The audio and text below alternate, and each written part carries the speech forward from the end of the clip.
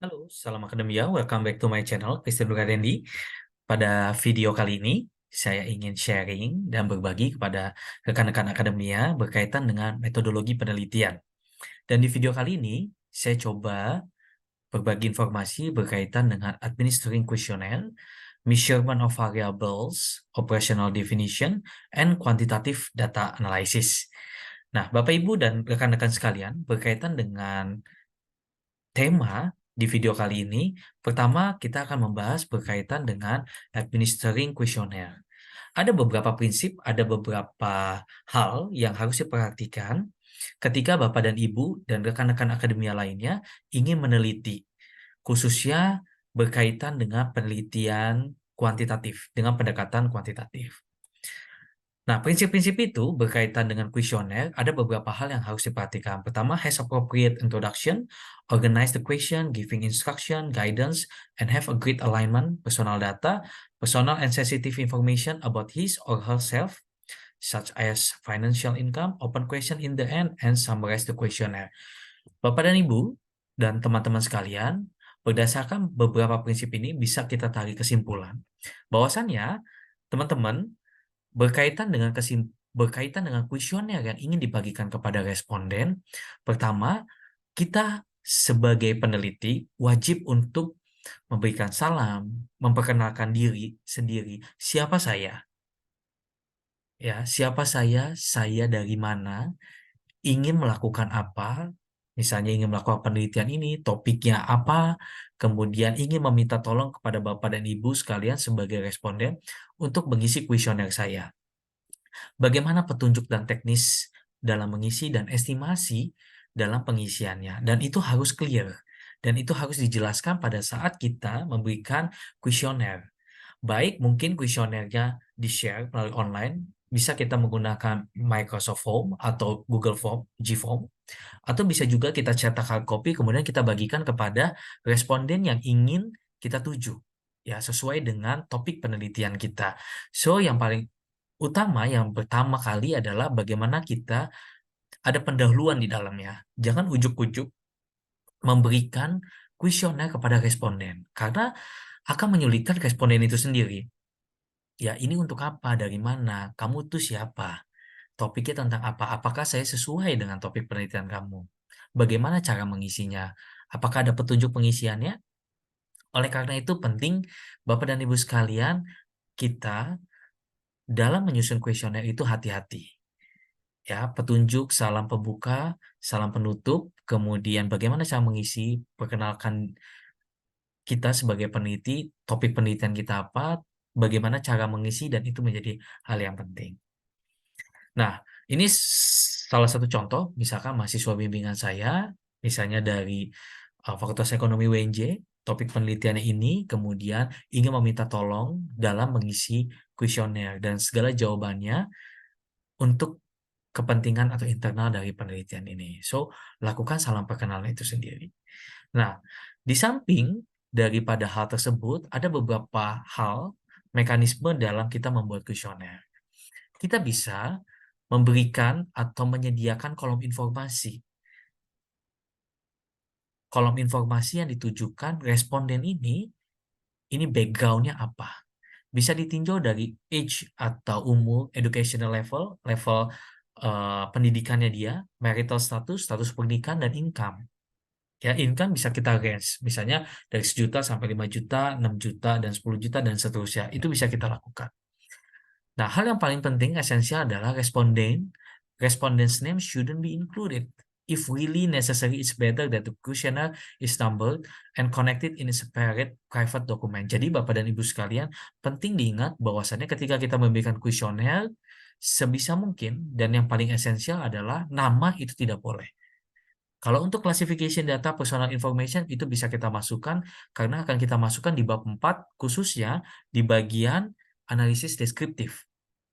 Ya, analisis deskriptif dari responden yang mengisi. Ya, respondennya yang mengisi ini berapa persentase jenis kelaminnya misalkan. Lebih banyak laki-laki atau perempuan, bagaimana status pernikahannya, persentasenya lebih banyak mana. Kemudian dari status atau tingkat pendidikannya dia lebih banyak mana yang mengisi kuesioner kita. Namun untuk nama hindari. Karena untuk mencegah kemungkinan terburuk si responden tersebut mendapatkan misalkan ancaman dari tempat pekerjaannya dia. Ada konflik of interest. Kemudian takut rahasianya terbongkar sehingga mengancam masa depan atau karir dari responden tersebut. Ya, sehingga hal-hal terburuk sebisa mungkin kita bisa minimalkan dengan cara responden names kita bisa hilangkan dari kuesioner tersebut. Ya, ini berkaitan dengan principle of wording classification data or personal information. Nah, kemudian guideline for questionnaire design. Nah, penting juga Bapak dan Ibu sekalian. Tadi kita lihat ya, udah mulai dari kalimat pembuka, kemudian untuk personal information dari responden itu juga penting. Kemudian berkaitan dengan isinya. Ya, isinya berkaitan dengan kalimat. Hindari kalimat-kalimat yang bisa dikatakan ambigu untuk menciptakan bias. Some questionnaire design principle focus on principle of wording, principle of measurement, and general setup. Hal ini dilakukan untuk meminimalkan bias. Jadi ketika kita membuat kuesioner, perhatikan kalimat kita.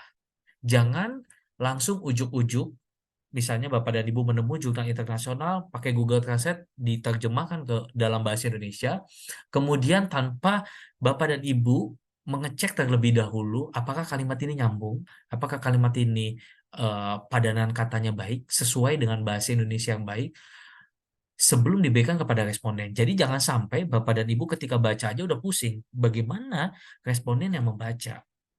Nah, akan lebih baik ketika misalkan Bapak dan Ibu sudah membuat list pertanyaan kuesioner untuk yang dibagikan pada responden, Bapak dan Ibu baca dulu. Ya, baca dulu ketika misalkan ada revisi, Bapak dan Ibu bisa revisi kembali. Nah, setelah itu Bapak dan Ibu bisa misalkan manggil rekan sejawat Bapak dan Ibu sekalian. 4-5 orang panggil untuk membantu. Apakah kalimat-kalimat dalam pernyataan tersebut ini memang sesuai? Apakah ada yang ambigu? Apakah keluar dari konteksnya? Ya, nggak sesuai dengan indikator dari variabel yang memang kita akan ukur. Nah, kemudian selanjutnya kita bisa melakukan uji coba. Ya, uji coba kuesioner. Misalnya dengan kita membagikan 20 atau 30 kuesioner kepada responden. Nah, kita akan mendapatkan uji validitas dan reliabilitas. Mana yang valid, mana yang tidak valid. Yang tidak valid akan di-drop. Kemudian direvisi baru dibagikan kepada seluruh responden yang Bapak dan Ibu ingin tuju. Contoh misalkan dibagikan 200 atau 300, baru diberikan kepada total 200 atau 300 responden yang Bapak dan Ibu sudah harus tuju. Gitu. Kemudian dalam hal language and wording of the questionnaire. Nah, perhatikan siapa responden akan kita tuju. Apakah yang akan kita tuju ini educational levelnya tinggi, so kita harus menggunakan bahasa yang baku atau mungkin bahasa-bahasa yang formal. Hindari idiom atau terminologi-terminologi yang mungkin bahasa gaul atau yang bahasa disulit mengerti bagi misalkan orang tua. Perhatikan itu Bapak dan Ibu sekalian. Ya. Kalau misalkan singkatan, misalnya PMI. Nah, bagi sebagian orang kita mengetahui, tapi belum tentu di luar sana pun atau di daerah-daerah terpencil atau bahkan di luar negeri itu mengetahui arti dari singkatan tersebut. Akan lebih baik ketika misalkan di dalam kuesioner menyebutkan panjang, misalnya Palang Merah Indonesia baru ditutup dalam kurung PMI. Sehingga responden yang mengisi itu bisa clear, bisa lebih jelas dan memahami pernyataan Bapak dan Ibu sekalian. Kemudian frame of reference of the respondent. Latar belakang responden kita dari mana? Jangan sampai kita menggunakan bahasa-bahasa yang sulit mereka mengerti. Jangan sampai kita memakai idiom-idiom yang nggak dimengerti sama orang yang akan kita tuju. Ya. Di Indonesia kita mempunyai suku bangsa ras yang beraneka macam ragam. Ketika kita akan share misalkan di daerah Sumatera, belum tentu bisa dipahami juga di Kalimantan, Sulawesi, atau bahkan di Papua. So, hati-hati dalam kita membuat pernyataan kuesioner. Ya, kita bisa mengambil referensi dari luar, dari berbagai jurnal, tapi kita tetap harus baca. Kita ajak rekan sejawat kita uji coba kuesioner, Ya, baru kita bagikan kepada seluruh responden. Nah, tipe dalam form-form kuesioner itu banyak berbagai macam yang bisa kita buat. Namun perlu prinsip kehati-hatian ya. Kalau kita di sini ada positively and negatively worded question. Nah, saya selalu menekankan kepada anak didik saya atau mahasiswa-mahasiswa saya, Bapak dan Ibu sekalian, berkaitan dengan positively and negatively worded question. Setiap variabel akan lebih baik jika misalkan contoh satu variabel itu ada 4 atau 5 indikator. Nah, ada satu yang negatif atau opposite-nya. Misalnya tiga indikator, saya antusias untuk belajar, saya termotivasi untuk belajar, saya bergairah untuk belajar. Tapi ada satu indikator yang saya malas-malasan belajar. Hal ini kenapa harus ada, sehingga ketika responden itu mengisi kuesioner, dia nalar atau dia membaca dengan serius, sehingga tidak ada kecenderungan untuk ya udah karena capek, ya udah karena nolongin supaya cepat aja isi kata kanan semuanya, untuk menghindari bias itu sendiri. Ya, kemudian yang kedua di sini juga ada yang ada kalimat yang sangat panjang gitu ya. Udah sangat panjang, ditambah lagi ada induk kalimat, ada anak kalimat. So akan lebih baik kalimat itu dibuat lebih simpel saja, satu kalimat. Oke. Misalnya ingin, saya antusias untuk belajar. Itu akan lebih baik dibandingkan misalkan saya antusias belajar ketika orang tua saya pergi. Nah, akan lebih baik jika ya sudah langsung pada inti kalimatnya.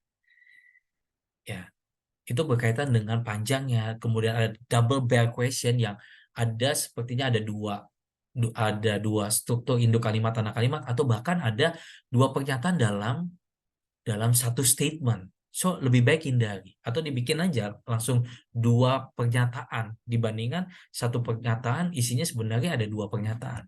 So itu akan membuat bingung daripada responden. Ada juga misalkan udah negatif kemudian ditambah positif ya. Saya tidak suka makan ketika tidak belajar. Misalkan seperti itu. Nah, akan lebih baik ketika negatif ya sudah negatif saja. Ya, nggak usah ditambahkan lagi. Langsung to the point inti kalimat. Kemudian ini yang tadi saya maksudkan bahwasannya retest the structure of the question.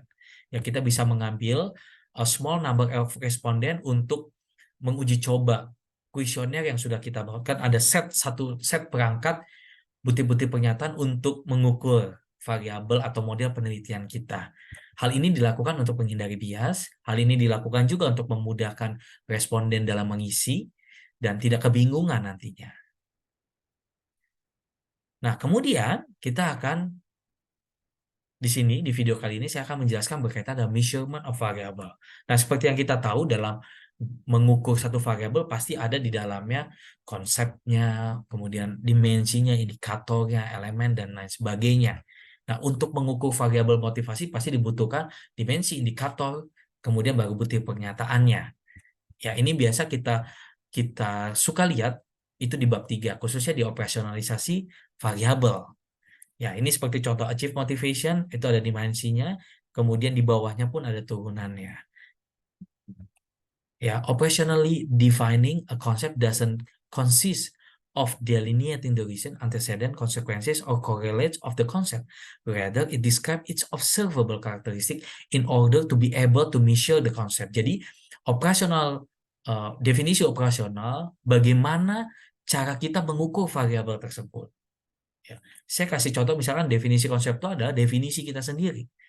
Ya, kita mensintesis dari berbagai macam, misalkan di sini lingkungan kerja menurut Pak Budi, lingkungan kerja menurut Bu Tuti, lingkungan kerja menurut Pak Thomas. Kemudian kita sintesis menggunakan bahasa kita sendiri, lingkungan kerja menurut penulis atau lingkungan keluarga menurut penulis adalah bla bla bla segala macam. Nah, ini bisa kita masukkan di dalam definisi konseptual. Kemudian bagaimana definisi operasional? Bahwasannya indikator dari lingkungan keluarga adalah A, B, C, D, E. Ini yang akan mengukur si variabel tersebut. Nah, definisi operasional adalah bagaimana kita mengukur. variabel tersebut. Dengan cara apa? Indikator dari variabel tersebut. Kemudian selanjutnya kita akan membahas kuantitatif data analis. Bagaimana kita menganalisis data, ya. Misalkan saya menyebarkan kuesioner kepada 200 responden, saya sudah mendapatkan 200 responden tersebut, kemudian bagaimana kita menganalisis? Ya. Nah, mungkin di dalam kuantitatif data analisis banyak banyak software, misalnya kita pakai SPSS, Listrel, Amos, PLS, ya, eViews dan lain sebagainya. Itu bisa kita manfaatkan sebagai tools untuk membantu peneliti dalam meneliti, dalam menganalisis data yang sudah didapatkan. Misalkan ini contoh SPSS. Ini regresi sederhana atau simple regression. Bagaimana physical attractiveness itu mempengaruhi likelihood to death. Bagaimana dia mempengaruhi? Oleh karena itu dia menguji pakai SPSS, ya, dia menguji pakai SPSS, kemudian dia lihat, kita lihat, kita cek hasilnya, apakah dia berpengaruh atau tidak berpengaruh. Kita lihat dari mana? Nilai SIG. Dari physical attractiveness ini, nilai SIG-nya berapa? 0,00. Karena dia di bawah 0,05, maka dikatakan berpengaruh. Kemudian pertanyaan selanjutnya, kalau dia berpengaruh, pengaruhnya positif apa negatif? Kita bisa lihat dari nilai B di sini atau beta di sini. Karena dia di sini nggak ada tanda minus 0,520, oleh karena itu dia pengaruhnya positif. Bisa dikatakan di sini pengaruhnya positif. Kemudian di dalam SPSS juga kita bisa menggunakan atau menganalisis multiple regression. Ya, bukan cuma satu physical attractiveness aja. Tetapi kalau kita lihat di sini bisa 2, 3, 4. Nah, di sini misalkan ditambah perceived intelligence. Bagaimana mengukurnya kalau lebih dari dua variabel independen kepada satu variabel dependent? Nah, ini contohnya ya. Ada uji F di sini ya. Kita lihat SIG, SIG-nya juga memenuhi ya di bawah 0,05 berarti model tersebut fit atau bagus. Kemudian untuk uji parsialnya, uji sendiri-sendirinya untuk melihat pengaruh dari X1 di sini X2 ke Y ini bagaimana, kita kembali lihat dari SIG-nya. Oh, dia ada perceived intelligence yang tidak berpengaruh. Kenapa? Karena nilai SIG-nya di bawah, di atas 0,05, 0,183. Jadi dapat dikatakan dia nggak berpengaruh. Kemudian kalau physical attractiveness dia berpengaruh karena di bawah 0,05. Ya. Kalau dia berpengaruh baru kita lihat di sini. Oh, pengaruhnya positif. Nah, kalau dia tidak berpengaruh, ya udah tidak berpengaruh, tidak perlu lagi melihat positif atau negatifnya. Nah, kalau di sini kita bisa melihat, oh, dua variabel ini mempengaruhi likelihood to date ini sebesar berapa persen. Ya, dari X square. Ada beberapa ahli dari adjusted X square sebesar 70,6%. Ya, ini dikali 0,706 maksudnya 70,6%. Berarti sebesar 70,6% dipengaruhi oleh ini ya. Nah, sisanya dipengaruhi oleh faktor-faktor lain atau variabel-variabel lain. Nah, bagaimana kalau analisis jalur? Ya, kalau analisis jalur itu modelnya lebih complicated lagi.